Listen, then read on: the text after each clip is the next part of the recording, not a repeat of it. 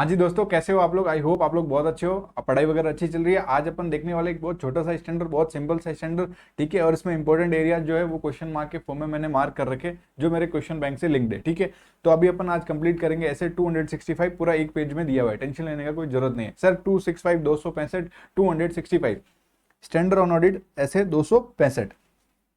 क्या है सर इसका नाम? कम्युनिकेट करेंगे डेफिशिएंसी। सर ये कौन सी डेफिशिएंसी है? जो डेफिशिएंसी इंटरनल कंट्रोल में है वो डेफिशिएंसी, इसके बारे में कम्युनिकेट करेंगे किसको? टीसीडब्ल्यूजी, दो charge with governance and management को। सर टीसीडब्ल्यूजी और मैनेजमेंट को हम लोग डेफिशिएंसी जो इंटरनल कंट्रोल में है वो कम्युनिकेट करेंगे। ऐसे 265 का नाम यही है, ऐसे 265, ठीक है। 265 अगर ऑडिटर आइडेंटिफाई करता है, सर एक बात बताओ पहले तो, डेफिशिएंसी है इंटरनल कंट्रोल में, इसका मतलब क्या? एक तो आपका इंटरनल कंट्रोल ही नहीं है फॉर एग्जांपल किसी चीज पे, वो भी आपका डेफिशिएंसी हुआ ना इंटरनल कंट्रोल के लिए। और या फिर इंटरनल कंट्रोल लगाए में वो सही से काम नहीं कर पा रहे, सही से प्रिवेंट डिटेक्ट करेक्ट नहीं कर पा रहे, उसके डिजाइन में डेफिशिएंसी, मतलब उसमें कहीं ना कहीं कोई कमी है, ऑपरेशनल में कमी है। वो इंटरनल कंट्रोल जिस पर्पज के लगाए उस हिसाब से काम नहीं कर रहा, तो वो वाली डेफिशिएंसीज को अपन कम्युनिकेट करेंगे टीसीडब्ल्यूजी एंड मैनेजमेंट को, ऐसे 265। अगर ऑडिटर आइडेंटिफाई करता है एक या एक से ज्यादा डेफिशिएंसी किसमें? इंटरनल कंट्रोल में, तो क्या हो गया सर? उसको अगर आइडेंटिफाई किया एक या एक से ज्यादा डिफिशियंसी इन इंटरनल कंट्रोल, तो डिटरमाइन करेगा इंडिविजुअली या बाकी सारे डेफिशिएंसीज को कंबाइन करके देखेगा क्या ये डिफिशियंसी सिग्निफिकेंट डिफिशियंसी है, तो दे कंस्टिट्यूट सिग्निफिकेंट डिफिशियंसी। तो अगर ऑडिटर आइडेंटिफाई करता है एक या एक से ज्यादा डिफिशियंसी, उसका काम है ये डिटरमाइन करना क्या ये डिफिशियंसी सिग्निफिकेंट डिफिशियंसी है। सिंपल, कम्युनिकेट करो इन राइटिंग सिग्निफिकेंट डिफिशियंसीज के बारे में, कम्युनिकेट करो का सर। अगर अभी आपने वो डेफिशिएंसी क्या हो गई, वो डेफिशिएंसी आपकी सिग्निफिकेंट डेफिशिएंसी हो गई, तो आपको कम्युनिकेट करना है इन राइटिंग किसको? सिग्निफिकेंट डेफिशिएंसीज आपको टीसीडब्ल्यूजी को टाइमली बेसिस, दो चार्ज विद गवर्नेंस को टाइमली बेसिस पे कम्युनिकेट करना है। सर पहले लिखा है अगर एक डेफिशिएंसी आपको आइडेंटिफाई हुई है ड्यूरिंग द ऑडिट, तो डिटरमाइन करना वो सिग्निफिकेंट डेफिशिएंसी है। और अगर आपने डिटरमाइन कर लिया कि ये सिग्निफिकेंट डेफिशिएंसी है इंटरनल कंट्रोल में, तो वो कम्युनिकेट कर देना टीसीडब्ल्यूजी को, ठीक है। वेरी सिंपल, ठीक है। अब ये वाला पोर्शन भी रीडिंग के लिए है, ऐसा नहीं कि बैठ के रटने लग जाओ। मैं समझा देता हूं आपको क्या है। मैनेजमेंट को भी कम्युनिकेट करोगे यार, ऐसे में नाम भी तो लिखा है क्या? कम्युनिकेट करना डेफिशिएंसी जो इंटरनल कंट्रोल में टीसीडब्ल्यूजी को और मैनेजमेंट को। तो यहां पर अपन ने अभी तक समझा कि कोई डेफिशिएंसी सिग्निफिकेंट डेफिशिएंसी है तो वो आप टीसीडब्ल्यूजी को कम्युनिकेट कर दो। तो sir in writing significant deficiency जो इंटरनल कंट्रोल में है वो अपने को किसको कम्युनिकेट करनी पड़ेगी? वो मैनेजमेंट को भी कम्युनिकेट करनी पड़ेगी, ठीक है। दूसरी अदर डेफिशिएंसीज है इंटरनल कंट्रोल की जो आइडेंटिफाई हुई है सर, वो पर कम्युनिकेट नहीं हुई अभी तक मैनेजमेंट को किसी अन्य पार्टी के द्वारा, मतलब किसी अदर पार्टीज के द्वारा, या अभी तक कम्युनिकेट नहीं किए, पर ऑडिटर के प्रोफेशनल जजमेंट में लगता है कि भैया इंपॉर्टेंस है इसका, तो कम्युनिकेट कर दो। तो अभी क्रक सुनो, अगर डेफिशिएंसी सिग्निफिकेंट डेफिशिएंसी थी तो आप सीधा सीधा वो कम्युनिकेट कर देना टीसीडब्ल्यूजी को। मैनेजमेंट को भी कम्युनिकेट करनी पड़ती है डेफिशिएंसी जो इंटरनल कंट्रोल में, सिग्निफिकेंट डेफिशिएंसी इनको भी कम्युनिकेट करनी पड़ेगी, अनलेस ये माना जाए कि it would be inappropriate to communicate directly to the management. इनको कम्युनिकेट करना इनअप्रोप्रिएट है, मैनेजमेंट को कम्युनिकेट करना इनअप्रोप्रिएट है। जब तक ऐसा नहीं लगे तो आपको कोई भी सिग्निफिकेंट डेफिशिएंसी मिली है तो आंख बंद करो और कम्युनिकेट कर दो। और बाकी वाले डेफिशिएंसीज भी तो मैनेजमेंट को बताओ अगर आपको प्रोफेशनल जजमेंट में लगता है ये इंपॉर्टेंट है तो, ठीक है साहब। ऑडिटर क्या करेगा? Written communication. भैया रिटन कम्युनिकेशन मतलब रिटन में कम्युनिकेट करेगा सिग्निफिकेंट डेफिशिएंसी जो इंटरनल कंट्रोल के बारे में, तो उसमें डिस्क्रिप्शन दे देगा कि भैया ये डेफिशिएंसी है। अरे मैनेजमेंट और ये टीसीडब्ल्यू जिसको भी कम्युनिकेट कर रहा है वो रिटन कम्युनिकेशन देगा और उसमें डिस्क्रिप्शन दे देगा उस डिफिशियंसी का, सिंपल। और एक्सप्लेनेशन देगा कि इसका इफेक्ट क्या हो सकता है, इसका क्या क्या इफेक्ट हो सकता है, क्या क्या इसका नुकसान हो सकता है, और सफिशिएंट इन्फॉर्मेशन भी देगा। भैया डिस्क्रिप्शन दे दिया डेफिशिएंसी का, इसका इफेक्ट क्या होगा वो एक्सप्लेन कर दिया, और इन्फॉर्मेशन दे देगा किसको देगा? टीसीडब्ल्यूजी और मैनेजमेंट को देगा, जिसको भी वो कम्युनिकेट कर रहा है। तो सफिशिएंट इन्फॉर्मेशन देगा जिससे टीसीडब्ल्यूजी और मैनेजमेंट को इस कम्युनिकेशन का क्या कंटेक्स्ट है, किसके लिए कम्युनिकेट किया है, क्या रीजन है, तो वो पूरा कंटेक्स्ट ऑफ कम्युनिकेशन समझ में आ जाए। उसके लिए सफिशिएंट जानकारी मतलब सफिशिएंट इन्फॉर्मेशन दे देने का, सिंपल है, कोई टेंशन लेने की अभी तक जरूरत नहीं है। ऑडिटर एक्सप्लेन भी करेगा भैया, क्या एक्सप्लेन करेगा? ऑडिटर एक्सप्लेन करेगा कि ये जो पर्पज है ना ऑडिट का, कि वे एक्सप्रेस करना है opinion on the financial statement, तो इसीलिए हमने कंसीडर किए वो वाले इंटरनल कंट्रोल जो रिलेवेंट है to the preparation of the financial statement only. ठीक है, हमने बाकी आप ये समझो कि पूरी इंटरनल ऑडिट किया, पागल है, उसके पैसे नहीं दिए मैनेजमेंट आपने, हाँ क्लाइंट ने किस चीज के लिए पैसे दिए, फाइनेंशियल स्टेटमेंट की ऑडिट करने के लिए। तो जब मैं फाइनेंशियल स्टेटमेंट की ऑडिट कर रहा था, मेरा पर्पस तो क्या, एक्सप्रेस करूंगा opinion on the financial statement. मैं क्या कंसीडर करूंगा, वो वाले इंटरनल कंट्रोल कंसीडर करूंगा जो रिलेवेंट है to the preparation of the financial statement, simple. तो ये मैटर जो मैं रिपोर्ट कर रहा हूं वो लिमिटेड टू दोज डेफिशिएंसी है जो ऑडिटर ने ऑडिट करते समय पाए, मैंने कोई पूरी कंट्रोल्स की ऑडिट तो की नहीं है, ठीक है। तो matter being reported are limited to those deficiencies only that auditor has identified during the audit. आपको सिंपल इतना ही लिखना है। एक तो भैया ये डिस्क्रिप्शन है, इसका पोटेंशियल इफेक्ट का एक्सप्लेनेशन, सफिशिएंट जानकारी जिसको कम्युनिकेशन के इनको कंटेक्स्ट समझ में आ जाए, पर्पस ये ऑडिट का क्या है, हमने बस वही वाले कंट्रोल आपको कम्युनिकेट कर रहे हैं, वो जो हमने कंसीडर करें, वही इंटरनल कंट्रोल कंसीडर किए जो रिलेवेंट है फाइनेंशियल रिपोर्टिंग के लिए, ठीक है, relevant to the preparation of financial statement. और जो मैटर हम आपको कर रहे हैं ना वो लिमिटेड है उन डेफिशिएंसीज तक जो हमने आइडेंटिफाई किया है during the audit. Very simple, कितना आसान है, ठीक है। अभी तक हमने जो भी पढ़ा बहुत सिंपल था। लिस्टेड एंटिटीज को before the date of approval of financial statement, आप यहाँ पे अप्रूवल वर्ड आपके नोट्स में भी मिसिंग होगा तो आप उसको ठीक कर लेना। Before the date of approval of financial statement आपको कम्युनिकेट करना है कोई भी डेफिशिएंसीज है। अदर एंटिटीज को sir before the assembly of audit file, जो अपना 60 days from the date of audit report है, आप कम्युनिकेट कर देना। Very simple, very easy. तो इस साइड मेरे को नहीं लगता आपको कोई दिक्कत हुई है, ठीक है। अब आगे आ जाओ, ये देखो मैंने अब यहाँ पर क्वेश्चन मार्क कर रखा है, question 23, question 25 from my question bank. तो ये बहुत ही इंपॉर्टेंट है, इसका एग्जाम में आने का चांस होता है, ठीक है। तो आप इसको अभी करना, अभी तक आपने जो किया वो सब ठीक था, बट ये आपके दिमाग में होना चाहिए, सिंपल सा बात है। अब significant deficiencies in internal control में हमको एग्जांपल ऑफ मैटर बताइए जो ऑडिटर कंसीडर करेगा। एग्जांपल दीजिए उन मैटर्स का जो ऑडिटर कंसीडर करेगा ये डिटरमाइन करने के लिए कि भैया ये जो डेफिशिएंसी है ना ये सिग्निफिकेंट है।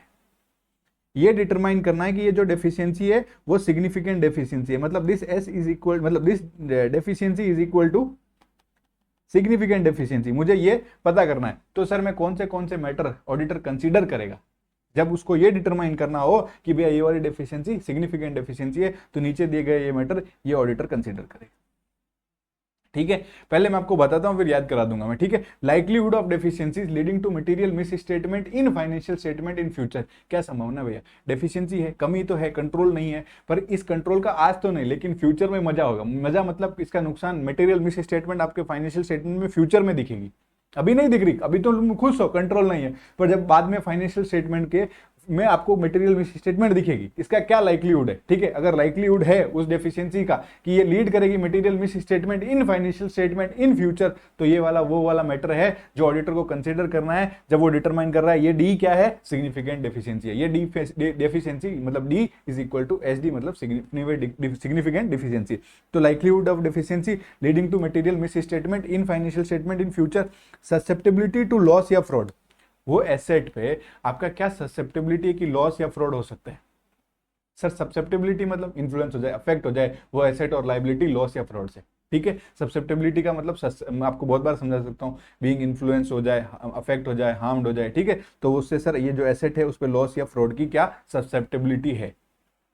अगर आपको ऐसा लग रहा है तो ये आपको कंसीडर करना है कि भाई अगर ऐसा है तो ये डेफिशिएंसी, ये वाला मैटर आपको कंसीडर करना है जब आप ये डिटरमाइन कर रहे हो कि ये डेफिशिएंसी सिग्निफिकेंट डेफिशिएंसी है, ठीक है। अगर कोई एक एस्टिमेशन कर रहे हो, कोई एस्टिमेट कर रहे हो अमाउंट, जैसे कि कोई फेयर वैल्यू अकाउंटिंग एस्टिमेट कर रहे हो, तो भैया तो उसमें भी आपको डेफिशिएंसी होने का चांसेस है। और ये वाला डेफिशिएंसी आपको देखना पड़ेगा क्योंकि इसमें सिग्निफिकेंट डेफिशिएंसी हो सकती है, तो सब्जेक्टिविटी भी देखो सब भैया। अब आप एक बात बताओ, आप एस्टिमेट कर रहे हो, अकाउंटिंग एस्टिमेट्स कर रहे हो, तो वहां पर कोई मॉडल्स के बेस पर कोई ऐसा प्रेडिक्शन करना पड़ेगा, सब्जेक्टिविटी इन्वॉल्व है, ऐसा आप 100% नहीं कह सकते, ठीक है। तो सब्जेक्टिविटी, कॉम्प्लेक्स तो अपने आप ही हो गया, सब्जेक्टिविटी एंड कॉम्प्लेक्सिटी, ठीक है, of determining estimated amount such as fair value accounting estimate. तो यहाँ पर भी क्या हो सकता है सर, यहाँ पर भी अपना वो डेफिशिएंसी सिग्निफिकेंट डेफिशिएंसी हो सकता है, ऑडिटर को कंसीडर करना। अपने तो 3 पॉइंट पढ़े, ज्यादा नहीं पढ़े, ये मैं धीरे जानबूझ के ले रहा हूं कि अपने को समझना है। लाइक्लीहुड क्या है इस डेफिशिएंसी का जिसकी वजह से मटेरियल मिस स्टेटमेंट हो सकती है जो in financial statement in future, susceptibility to loss या fraud of the related asset या लाइबिलिटी, सब्जेक्टिविटी और कॉम्प्लेक्सिटी जो इन्वॉल्व है किसमें, जब आप डिटरमाइन कर रहे हो अमाउंट, कोई अकाउंटिंग एस्टिमेट्स वगैरह, कोई एस्टिमेशन कर रहे हो आप, डिटरमाइनिंग एस्टिमेटेड अमाउंट्स, ठीक है, जैसे कि फेयर वैल्यू अकाउंटिंग एस्टिमेट्स। आपका फाइनेंशियल अमाउंट है, फॉर एग्जाम्पल बैंक का पैसा है, फॉर एग्जाम्पल कोई कैश बैलेंसेस है, अगर उसके ऊपर कंट्रोल नहीं है तो वो एक्सपोज्ड है डेफिशिएंसीज के लिए। तो कौन सा फाइनेंशियल अमाउंट है जो एक्सपोज्ड है डेफिशिएंसीज के, अगर कोई फाइनेंशियल अमाउंट, अगर कोई भी फाइनेंशियल अमाउंट एक्सपोज्ड है डेफिशिएंसी का मतलब, तो ये डेफिशिएंसी सिग्निफिकेंट डेफिशिएंसी हो सकती है। तो ये चीज आपको कंसीडर करनी है। कोई एक्टिविटी जो भले अकर हुई है या अकर हो सकती है कोई अकाउंट बैलेंस में, क्लास ऑफ ट्रांजेक्शन में, क्या वो एक्टिविटी का वॉल्यूम ऐसा है जो जिसकी वजह से ये एक्सपोज हो रखी है डेफिशिएंसी को। पहले अपन ने पढ़ा फाइनेंशियल अमाउंट जो एक्सपोज हुआ हुआ है डेफिशिएंसीज को। पॉइंट नंबर 5 में कह रहा है वॉल्यूम ऑफ एक्टिविटी जो एक्सपोज हो रखा है डेफिशिएंसी को, तो वो भी आपको देखना है कि इसमें भी क्या है डेफिशिएंसी, सिग्निफिकेंट डेफिशिएंसी है, auditor will consider it. Importance देखो कंट्रोल्स का, किसके ऊपर, फाइनेंशियल रिपोर्टिंग प्रोसेस के ऊपर। पहला जनरल मॉनिटरिंग कंट्रोल, जैसा कि ओवरसाइट कर रहे हैं ना सारे general monitoring control. Financial statement बन रहा है तो मैनेजमेंट का क्या ओवरसाइट है, मतलब कैसा देखभाल कर रहे हैं ना। Control over prevention and detection of fraud, fraud के प्रिवेंशन और डिटेक्शन के लिए क्या कंट्रोल है, जनरल कंट्रोल है। देखो ये जो इंपॉर्टेंस ऑफ कंट्रोल है ना, आप टेंशन मत लेना, ऊपर वाले पॉइंट याद नहीं है मुझे पता है, मैं कराऊंगा। मेरे को एक बार थोड़ा ये आपके दिमाग में बैठाने दो, मैं इस क्वेश्चन पे टाइम लूंगा, टेंशन मत लो, इंपॉर्टेंट है। इंपॉर्टेंस ऑफ कंट्रोल, कंट्रोल किसके ऊपर, फाइनेंशियल रिपोर्टिंग प्रोसेस के ऊपर। जनरल मॉनिटरिंग कंट्रोल जैसे कि ओवरसाइट मैनेजमेंट के द्वारा। Control over prevention and detection of fraud, भैया प्रिवेंशन और डिटेक्शन ऑफ फ्रॉड के लिए क्या ऊपर कंट्रोल लगे हुए हैं। अगर कोई एप्लीकेशन या सिलेक्शन हो रहा है, मतलब कोई आप सेलेक्ट कर रहे हो या सेलेक्ट करके अप्लाई कर रहे हो कोई भी सिग्निफिकेंट अकाउंटिंग पॉलिसीज, उसके ऊपर क्या कंट्रोल है। कोई सिग्निफिकेंट ट्रांजेक्शन हो रहा है रिलेटेड पार्टीज के साथ, उसके ऊपर क्या कंट्रोल है। कोई सिग्निफिकेंट ट्रांजेक्शन है जो outside the entities normal course of business, normal धंधे की बात नहीं है, outside the normal course of the business है, उसके ऊपर क्या कंट्रोल है। ये जो अपना period and financial reporting process है भैया, मतलब फाइनेंशियल रिपोर्टिंग प्रोसेस है, उसके ऊपर क्या कंट्रोल है। तो इसके इंपॉर्टेंस ऑफ कंट्रोल में हम लोग ने देखा जनरल मॉनिटरिंग कंट्रोल, ऐसा 2-3 लिखना है, आप आराम से लिख लोगे। General monitoring, prevention detection of fraud के लिए, आरपीटी के लिए मतलब रिलेटेड पार्टी के लिए, outside the normal course of the business के लिए, फाइनेंशियल रिपोर्टिंग के प्रोसेस के लिए, selection and application of accounting policies के लिए, इसके ऊपर क्या कंट्रोल है। ये इंपॉर्टेंस ऑफ कंट्रोल में देखना है, क्योंकि अगर इसमें अगर अपने को डेफिशिएंसी मिलती है तो ये सिग्निफिकेंट डेफिशिएंसी हो सकती है। Cause and frequency of the exception detected as a result of the deficiencies in the control. Cause मतलब कारण, फ्रीक्वेंसी मतलब कितना बार एक्सेप्शन डिटेक्ट हुआ है, कॉज क्या है और क्या कारण है और किस फ्रीक्वेंसी में अपने को एक्सेप्शन मिली है। सर ये एक्सेप्शन कैसे मिली है, एक बात बताओ, आपका फिजिकल इन्वेंट्री पे कंट्रोल नहीं है, तो जब आप फिजिकल वेरिफिकेशन कर रहे हो तो आपको हर बार शॉर्टेज आ रही है, मतलब एक एक्सेप्शन तो आइडेंटिफाई हो रही है ना। तो क्या कारण है और किस फ्रीक्वेंसी में ये एक्सेप्शन आइडेंटिफाई हो रही है, क्यों हो रही है, क्योंकि कोई ना कोई डेफिशिएंसी है कंट्रोल में, as a result of the deficiency in the controls. Interaction of the deficiency with other deficiencies in internal control. अगर एक डेफिशिएंसी है इन्वेंट्री पर, आपका कोई चेक भी नहीं है, आप काउंट भी नहीं कर रहे और आपका इन्वेंट्री पे रिकॉर्ड्स भी नहीं है, तो ये 2 डेफिशिएंसीज हो गए, और दोनों डेफिशिएंसीज अगर इंटरेक्ट करेगी तो स्टॉक तो गायब होगा ना, चोरी भी होगी, मतलब बहुत बड़ा आपका वो हो सकता है, वो डेफिशिएंसी सिग्निफिकेंट डेफिशिएंसी हो सकती है, सिंपल। तो interaction of the deficiencies with other deficiencies अभी मैंने आपको पढ़ा दिए, आपको बस क्वेश्चन समझ में आया ना कि वो वाले मैटर्स बताओ ऑडिटर भैया, जब आप ऑडिटर कंसीडर करेगा ये डिटरमाइन करने के लिए कि ये डेफिशिएंसी सिग्निफिकेंट डेफिशिएंसी है। तो सर सुनो, मेरे अंदर भी कोई डेफिशिएंसी, आप अपने आप को बोलो कि सर मेरे अंदर भी कोई डेफिशिएंसी है, जब से पढ़ाई कर रहा हूँ विटामिन वगैरह की कमी है, तो मेरे ये डेफिशिएंसी आज तो मैं पढ़ाई कर रहा हूँ लेकिन फ्यूचर में तो इससे कुछ बहुत भारी नुकसान होगा, मटीरियल मिस स्टेटमेंट होगी मेरे अंदर, मतलब मेरे फाइनेंशियल स्टेटमेंट के अंदर, ठीक है। और अगर ये होगा तो आज नहीं तो कल मेरे को पैसा लगेगा, सर पैसा लगेगा, और ठीक कराऊंगा तो मेरे साथ फ्रॉड भी होगा। तो पहले likelihood of the deficiency leading to material misstatement, और मेरे को फ्यूचर में लॉस हो सकता है, मेरे एसेट्स वगैरह में लॉस होगा, तो ससेप्टेबिलिटी टू लॉस या fraud of the related asset, ठीक है। अगर मेरे को लॉस हुआ तो मेरे को कितना अमाउंट लॉस है वो तो देखना पड़ेगा, मतलब फाइनेंशियल स्टेटमेंट का अमाउंट जो एक्सपोज हुआ है डेफिशिएंसीज को। तो अगर मेरा कितना अमाउंट का लॉस हुआ वो मैं एस्टिमेट करूंगा, एस्टिमेटेड अमाउंट्स निकालूंगा, तो जैसे कि फेयर वैल्यू अकाउंटिंग एस्टिमेट। तो जब एस्टिमेशन की बात आएगी तो सब्जेक्टिविटी और कॉम्प्लेक्सिटी तो अपने को पता है, क्योंकि ये प्रैक्टिकल चीजें तो है नहीं। सर सुनो, मेरे को डेफिशिएंसीज है कोई विटामिन की, तो मेरे को फ्यूचर में कोई मटेरियल मिस स्टेटमेंट होगी, ठीक है, दिक्कत होगी, उसकी वजह से मेरा पैसा भी जाएगा, मेरे साथ फ्रॉड भी होगा, ससेप्टेबिलिटी टू लॉस या fraud of the related asset. और अब मैं ये देखना चाहता हूँ कि कितना होगा, कितना फाइनेंशियल स्टेटमेंट का अमाउंट है जो मेरा चला जाएगा इस बीमारी की वजह से, क्योंकि मेरे को फ्यूचर में बीमारी होगी, क्योंकि आज मेरे को विटामिन वगैरह की कमी है। तो मैं क्या कर रहा हूँ, एस्टिमेट कर रहा हूँ कि इसका फेयर वैल्यू अकाउंटिंग एस्टिमेट करके निकालना चाहता हूँ कि कितना मेरे को नुकसान हो सकता है इस बीमारी की वजह से, इस डेफिशिएंसी की वजह से, जो विटामिन की डेफिशिएंसी है जिससे मेरे को बीमारी होगी, उससे मेरे को कितना नुकसान होगा, तो मैं वो एस्टिमेट करना चाहता हूँ। तो जब भी आप एस्टिमेशन अमाउंट डिटरमाइन कर रहे हो तो सब्जेक्टिविटी और कॉम्प्लेक्सिटी होती है, याद रखना, ठीक है। तो मैंने निकाला, फिर मैं डॉक्टर के पास गया, कि भैया आप देखो मेरे अंदर क्या क्या डेफिशिएंसी है। उसने बहुत सारी वॉल्यूम ऑफ एक्टिविटीज परफॉर्म की, वॉल्यूम ऑफ एक्टिविटीज उसने की, वॉल्यूम ऑफ टेस्ट वगैरह बहुत सारे उसने किए, वॉल्यूम ऑफ एक्टिविटी जो अकर हुए अकाउंट बैलेंस में, क्लास ऑफ ट्रांजेक्शन में, ठीक है। मतलब सारा चीज वो चेक करेगा और देखेगा कि volume of activity expose to deficiency या डेफिशिएंसीज, ठीक है। और फिर वो मेरे पे कंट्रोल लगाएगा, भैया उसको पता चल गया मेरे अंदर डेफिशिएंसी है तो मुझे विटामिन वगैरह की गोली देगा, इंपॉर्टेंस देगा कंट्रोल्स को। तो importance of controls to financial reporting process.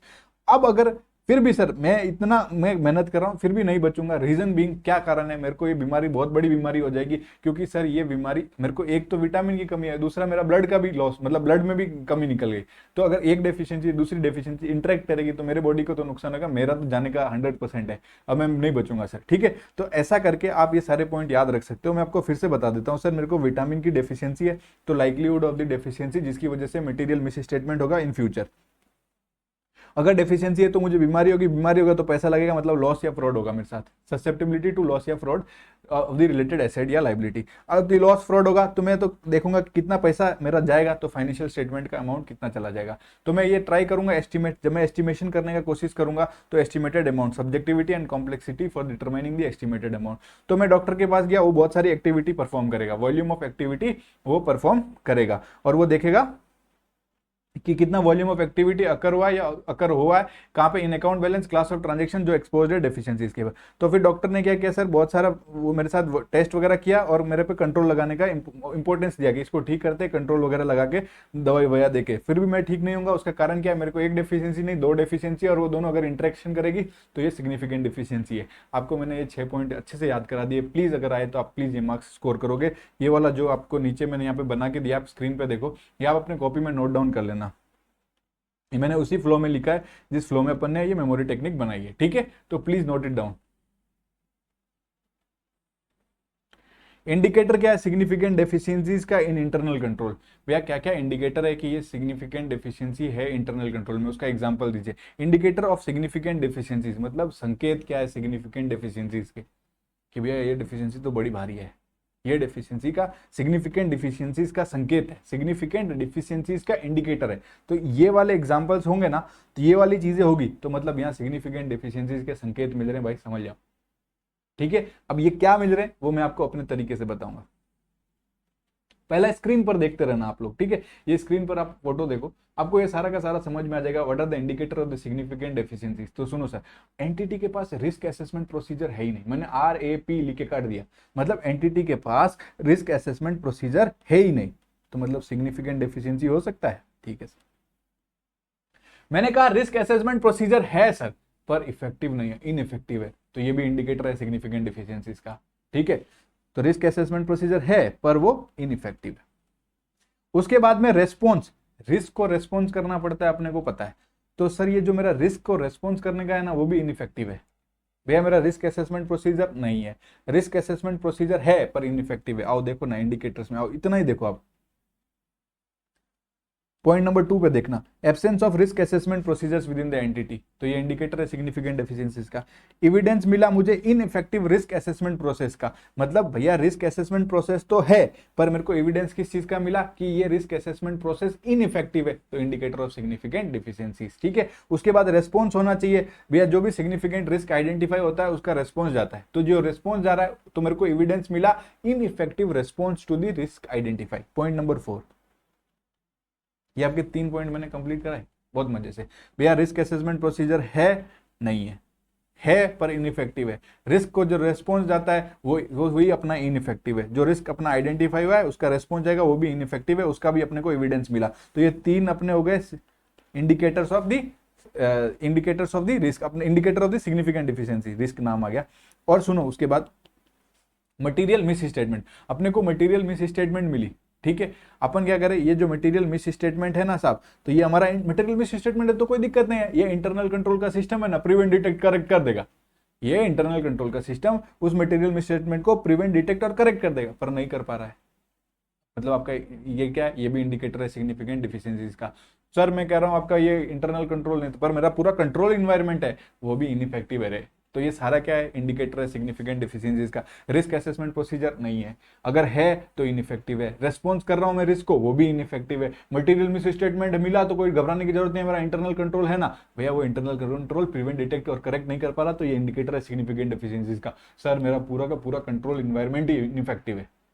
ठीक है, देखो ये है ना, लेक्चर 15-20 मिनट में खत्म किया जा सकता है, बट मैं फिर भी ये टाइम दे रहा हूँ क्योंकि मैं ये नहीं चाहता कि ये रिवीजन की तरह से उड़ा दूं। ये 2 क्वेश्चन 3 क्वेश्चन है, वो भी मैं याद नहीं कर रहा हूँ, आपको भी याद ना हो, फालतू का अपना वो छोटा रिवीजन लेक्चर बने, वो मुझे नहीं करना। ठीक है, तो आओ ऊपर पॉइंट देखो।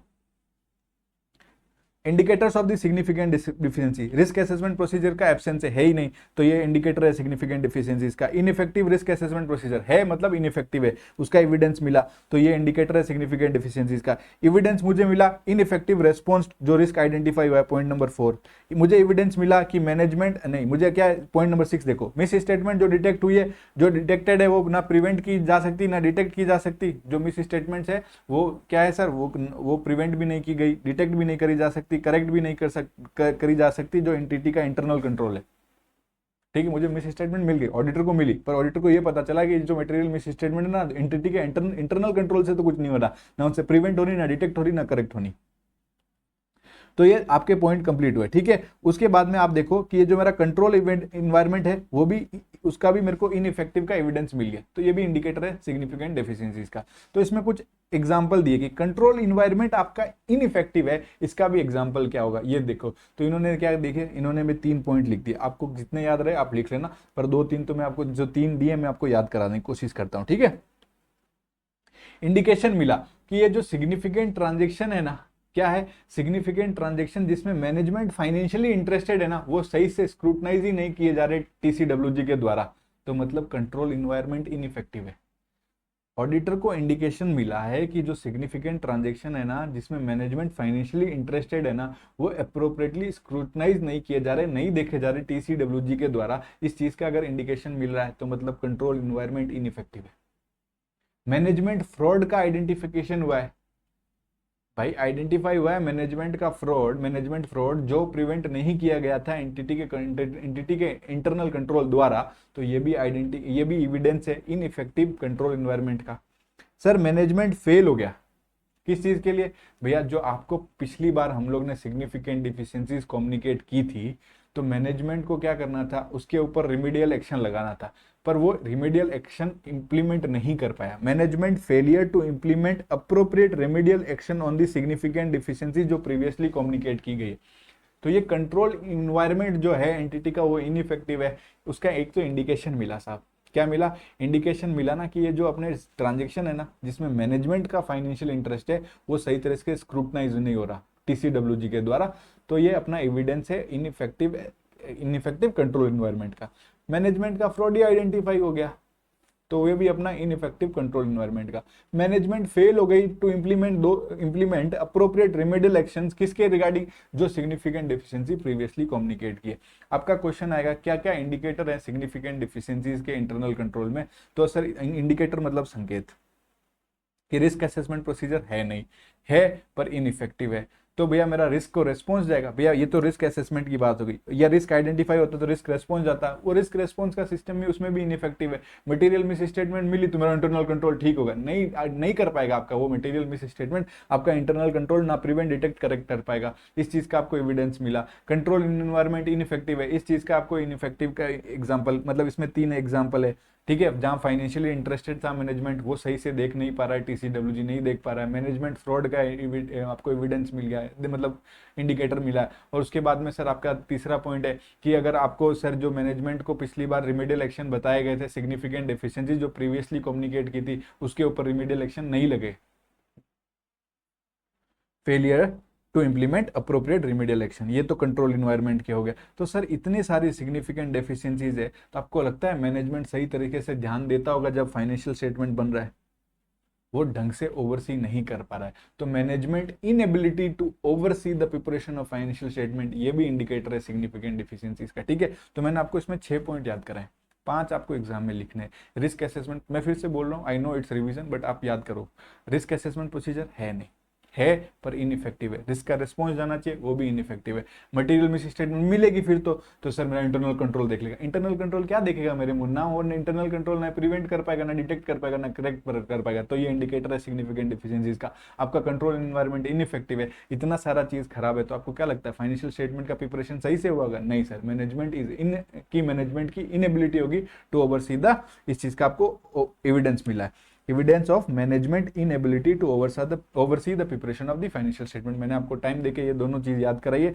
तो प्लीज आप इसको अच्छे से करना। अब सर मैं कम्युनिकेट कर रहा हूं, तो मैं डिटरमाइन करना चाहूँ कितना डिटेल, कितना अप्रोप्रिएट लेवल ऑफ डिटेल्स डालूं इस कम्युनिकेशन में। फैक्टर दैट ऑडिटर में consider in determining the appropriate level of detail for communication. मैं कम्युनिकेट कर रहा हूं तो क्या क्या फैक्टर ऑडिटर कंसीडर करेगा कि भैया कितना कितना डिटेल में कम्युनिकेशन दूं, ये देखने के लिए, ये डिटरमाइन करने के लिए ऑडिटर क्या क्या चीजें कंसीडर करेगा। फैक्टर्स कौन से फैक्टर ऑडिटर कंसीडर करेगा जब उसको डिटरमाइन करना है कि कितना अप्रोप्रिएट लेवल ऑफ डिटेल्स डालूं इस कम्युनिकेशन में। तो भैया एंटिटी का नेचर देख, size and complexity of the entity देख, उस डेफिशिएंसी का नेचर देख, ठीक है, एंटिटी का गवर्नेंस का क्या कंपोजिशन है वो देख, और भैया कोई लीगल और रेगुलेटरी रिक्वायरमेंट उस कम्युनिकेशन के रिगार्डिंग है क्या, उस मतलब regarding communication of specific type of deficiencies in internal control, वो डेफिशिएंसी जो इंटरनल कंट्रोल है उसका कम्युनिकेशन कर रहे हो उसके रिगार्डिंग अगर कोई लीगल रेगुलेटरी रिक्वायरमेंट है, तो ये सारे फैक्टर्स ऑडिटर को देखने होंगे जब वो डिटरमाइन करेगा कितना मैं आपको कितना डिटेल में कम्युनिकेट करूँ। मैं बताऊँ नेचर ऑफ एंटिटी में, अगर कोई पब्लिक इंटरेस्ट एंटिटी है उसमें आपको शायद कम्युनिकेशन ज़्यादा करना पड़ सकता है नॉन पब्लिक इंटरेस्ट एंटिटी के बजाय, मतलब उसको कंपैरिजन में। तो पब्लिक इंटरेस्ट एंटिटी और नॉन पब्लिक इंटरेस्ट एंटिटी में जो कम्युनिकेशन का रिक्वायरमेंट होगा वो अलग अलग होगा, इसलिए नेचर ऑफ एंटिटी आपको देखना पड़ेगा। साइज क्या है, कॉम्प्लेक्सिटी ऑफ द एंटिटी, एक सिंपल है एक कॉम्प्लेक्स एंटिटी है, तो आपको देखना पड़ेगा ना यार, कॉम्प्लेक्स एंटिटी में ज्यादा कम्युनिकेशन डिटेल में देना पड़ सकता है, ठीक है। सिग्निफिकेंट डिफिशिएंसीज का क्या नेचर है, एंटिटी का गवर्नेंस कंपोजिशन क्या है। भैया एक बात बताओ, मोर डिटेल में आपको कम्युनिकेट करना पड़ सकता है अगर टीसीडब्ल्यूजी में इंक्लूड करते हैं वो मेंबर्स जिनको सिग्निफिकेंट एक्सपीरियंस नहीं है एंटिटी के इंडस्ट्री के बारे में, या फिर अफेक्टेड एरियाज के बारे में, सिग्निफिकेंट एफिशिएंसीज के बारे में उनको इतना एक्सपीरियंस नहीं है, तो डिटेल में करना पड़ेगा। तो आप इसको इतना ही याद रखना कि भैया एंटिटी का nature, size and complexity of the entity उतना इंपॉर्टेंट नहीं है, आए तो nature of the entity, size और complexity, nature of the deficiency, entity का गवर्नेंस का कंपोजिशन क्या है, या उस कम्युनिकेशन के रिगार्डिंग कोई भी लीगल या रेगुलेटरी रिक्वायरमेंट है तो, ठीक है। इतना अपना 5 पॉइंट अगर सेफ साइड के लिए कंप्लीट करके रखना है, ठीक है। आपको रिपोर्टिंग करनी पड़ती है क्लाइंट को ऑन इंटरनल कंट्रोल की वीकनेस, ठीक है, तो लेटर ऑफ वीकनेस जाता है। कम्युनिकेट करो कोई भी मटेरियल वीकनेस है मैनेजमेंट को या ऑडिट कमिटी मतलब टीसीडब्ल्यूजी, आप लोग को पता होगा। तो कम्युनिकेट करो such material weakness to the management या audit committee on timely basis in writing through letter of weakness या मैनेजमेंट लेटर, ठीक है, लेटर ऑफ वीकनेस या मैनेजमेंट लेटर। तो जब आप ये कम्युनिकेशन कर रहे हो तो क्या important points with regard to such letter of weakness, क्या क्या इंपॉर्टेंट पॉइंट है। तो भैया एक बात बताता हूं मैं, आप ऐसा लिखना, जब आप रिपोर्टिंग कर रहे हो इंटरनल कंट्रोल की लेटर ऑफ वीकनेस में, तो क्या क्या इंपॉर्टेंट पॉइंट्स है। तो भैया एक तो आप ऐसे लिखना, यहाँ पे आ जाओ, ये पॉइंट नंबर, चलो पहले से ही कर देते हैं, ये क्या है अपना वीकनेस है, क्या है आपको लेटर में क्या करना पड़ेगा, डब्ल्यू बनाया, ये डब्ल्यू बनाया ना, ये डब्ल्यू आपको बनाना है, गोवा वाला डब्ल्यू नहीं है, ठीक है, जहां पे पैसे रखे हुए। तो लेटर में क्या करना है, एरियाज ऑफ वीकनेस बताना है जो सिस्टम में, ठीक है। आप लेटर ऑफ वीकनेस है, लेटर ऑफ वीकनेस में क्या करोगे, लेटर में लिस्ट डाउन करोगे areas of the weakness in the system, और ऑफर करोगे क्या क्या सजेशन है इंप्रूवमेंट के लिए। तो डब्ल्यू मतलब आपको वीकनेस बतानी पड़ेगी, ठीक है। डिस्कस करोगे आप ओनली वीकनेस, इसका भी डब्ल्यू ये कि आपको डिस्कस करनी पड़ेगी सारी वीकनेस क्या क्या है, ठीक है।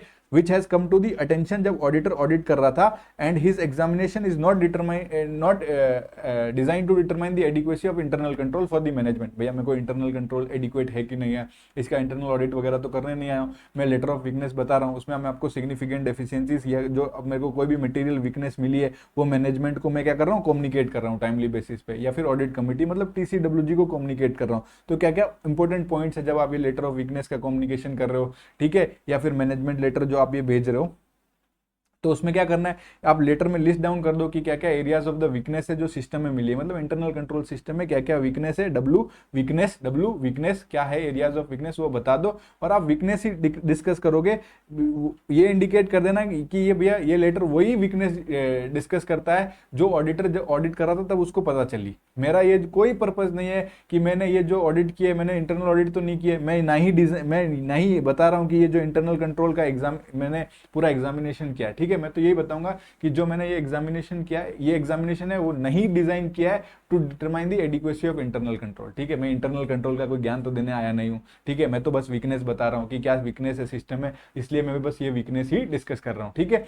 और ये डब्ल्यू को उल्टा कर दो, ये दो डब्ल्यू हो गए, ये डब्ल्यू को उल्टा कर दो। अगर कोई लीगल लाइबिलिटी आ जाती है in the case of major defalcation, मतलब चोरी वगैरह या कोई बड़ा लॉस हो गया from the weakness in internal control, और हम लोग बोले ऑडिटर तूने तो कुछ किया ही नहीं, तो ये अगर वीकनेस कम्युनिकेट कर रखी होगी तो फिर मैनेजमेंट ने कुछ नहीं किया ना, ऑडिटर तो कहेगा कि भाई मैंने तो आप सबको सब चीजें बताई है, तो ये मिनिमाइज कर देगा legal liability in the event of major defalcation या अदर लॉसेस, ठीक है। तो अगर आप सुनो, मैंने आपको बताया कि पहले आप है ना ऐसे करना, ये वी है, ठीक है, आप ऐसा वी लिखना है, ठीक है। वी मतलब ये लेटर जो है वो वैल्यूएबल रेफरेंस होगा आप लोग के लिए, ये मैनेजमेंट के लिए वैल्यूएबल रेफरेंस की तरह सर्व करेगा। जब क्या करना है सर, अपने को सिस्टम को रिवाइज करना है, ठीक है। ये इंस्टेंट वाला लाइन काट दो, कोई मतलब नहीं है, मतलब वो इंप्लीमेंट करेगा। नहीं भी करोगे तो आप लोग कोई मतलब नहीं ये याद रखोगे तो भी कोई दिक्कत नहीं है। तो अब आपको मैं बस बता देता हूँ, अगर कोई क्वेश्चन में आ जाए कि लेटर ऑफ वीकनेस, जो लेटर ऑफ अपना ये है अपन लेटर ऑफ वीकनेस या मैनेजमेंट लेटर, जब आप क्या कर रहे हो इसके बारे में कम्युनिकेट कर रहे हो मैनेजमेंट को, तो आपको क्या करना है, इसमें सर ऐसा वी लिखना। ये वी क्या है, वैल्यूएबल रेफरेंस है, ये वैल्यूएबल रेफरेंस डॉक्यूमेंट है जो पर्पस की इसका क्या सर्व करेगा, ये क्या पर्पस सर्व करता है सर, जब आपको क्या करना है सर, आपको रिवाइज करना है सिस्टम कौन सा, इंटरनल कंट्रोल का सिस्टम अगर आपको रिवाइज करना है तो उस समय ये वैल्यूएबल रेफरेंस की तरह काम करेगा, ठीक है। तो ये अपना वी हो गया। उसके बाद इस वी का डब्ल्यू बना दो, ये एरिया ऑफ वीकनेस डिस्कस करेगा, ठीक है। और ये एरिया ऑफ वीकनेस के बारे में बताता है और ये वीकनेस ही डिस्कस करेगा। ये जो आपने एग्जामिनेशन किया है वो is not design to determine the adequacy, और फिर इस डब्ल्यू को उल्टा करके ये लिख दो एम मतलब ये मिनिमाइज करेगा लीगल लाइबिलिटी जब कोई मेजर डिफॉल्केशन या लॉस हो गया। आपका ऐसे 265 अच्छे से मैंने टाइम देके कंप्लीट करा दिया। प्लीज इसमें देखो दो क्वेश्चन बहुत इंपॉर्टेंट है, क्वेश्चन 23 क्वेश्चन 25, मतलब जो सिग्निफिकेंट डेफिशिएंसीज और इंडिकेटर है और लेटर ऑफ वीकनेस का क्वेश्चन आने के थोड़ा कम चांसेस होते हैं, बट ये बहुत इंपॉर्टेंट एरिया जो अपना इसमें अपने जो सिग्निफिकेंट डेफिशिएंसीज कब होगा, deficiency is equal to significant deficiencies जब होगा तो उसमें क्या क्या मैटर ऑडिटर को कंसीडर करना है, उसके एग्जांपल्स याद रखने हैं आपको, और indicator of significant deficiencies in internal control risk assessment procedure है नहीं है पर इनइफेक्टिव है, ठीक है। तो ये वाला भी जो अपन ने याद किया था तो ये भी आपको अच्छे से याद करना है। मेरी तरफ से आपका ऐसे 265 complete. Thank you so much दोस्तों, ठीक है।